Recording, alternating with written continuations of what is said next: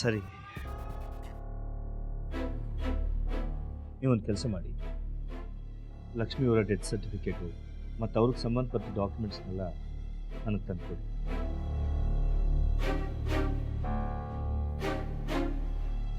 Transfer ಮಾಡೋ ವ್ಯವಸ್ಥೆ ಮಾಡಿಸಿ.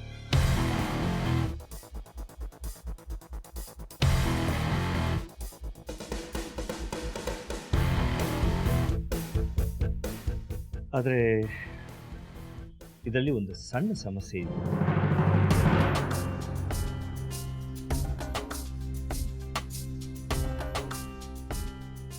ನೋಡಿ, ಈಗ ಈ ಪ್ರಾಪರ್ಟಿನ ಡೈರೆಕ್ಟಾಗಿ ನಿಮ್ಮ ಅತ್ತಿಗೆಯವ್ರ ಹೆಸರಿಗೆ ಟ್ರಾನ್ಸ್ಫರ್ ಮಾಡೋಕ್ಕೆ ಸಾಧ್ಯ ಇಲ್ಲ.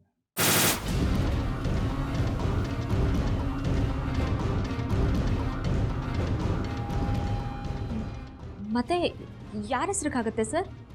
ಮೊದಲು ಪ್ರಾಪರ್ಟಿ ರಾಘವ್ರ ಹೆಸರಿಗೆ ಟ್ರಾನ್ಸ್ಫರ್ ಆಗ್ತದೆ, ಆಮೇಲೆ ಅದನ್ನು ಇವ್ರ ಹೆಸರಿಗೆ ಟ್ರಾನ್ಸ್ಫರ್ ಮಾಡಬೇಕು.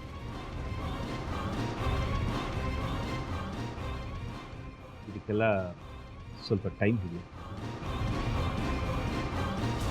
ಸರಿ ಸರ್, ನಾನು ಲಕ್ಷ್ಮಿ ಡೆತ್ ಸರ್ಟಿಫಿಕೇಟು ಮತ್ತು ಅದಕ್ಕೆ ಸಂಬಂಧಪಟ್ಟಿರೋ ಡಾಕ್ಯುಮೆಂಟ್ಸ್ ಎಲ್ಲ ರೆಡಿ ಮಾಡ್ಕೋತೀನಿ. ನೀವು ಆದಷ್ಟು ಬೇಗ ಆ ಫಾರ್ಮಾಲಿಟೀಸ್ ಎಲ್ಲ ಮುಗಿಸ್ಬಿಡಿ. ಬರ್ತೀವಿ.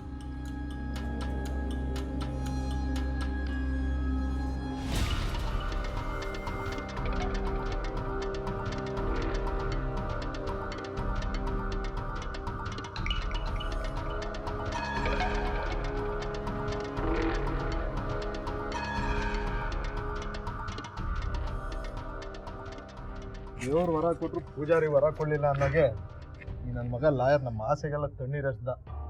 ಹಾಳಾದವಳು ಲಕ್ಷ್ಮಿ ಬದುಕಿರೋವಾಗೂ ನೆಮ್ಮದಿ ಕೊಡಲಿಲ್ಲ, ಈಗಲೂ ನೆಮ್ಮದಿಯಾಗಿರೋಕೆ ಬಿಡ್ತಿಲ್ಲ.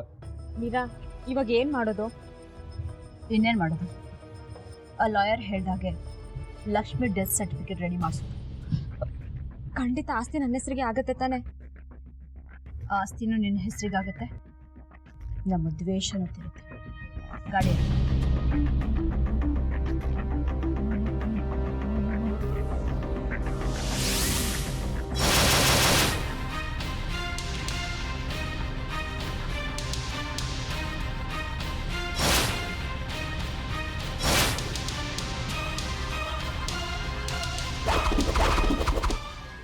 ಮನೆಯಾಳಿ ಪ್ರಿಯ, ಇದಕ್ಕ ನೀನು ಇವ್ರ ಕಡೆ ಸೇರ್ಕೊಂಡಿದ್ದು? ಕೊನೆಗೂ ರಾಘವನ ಆಸ್ತಿ ಮೇಲೆ ಕಣ್ಣಿಟ್ಬಿಟ್ಟಿಯಲ್ಲ.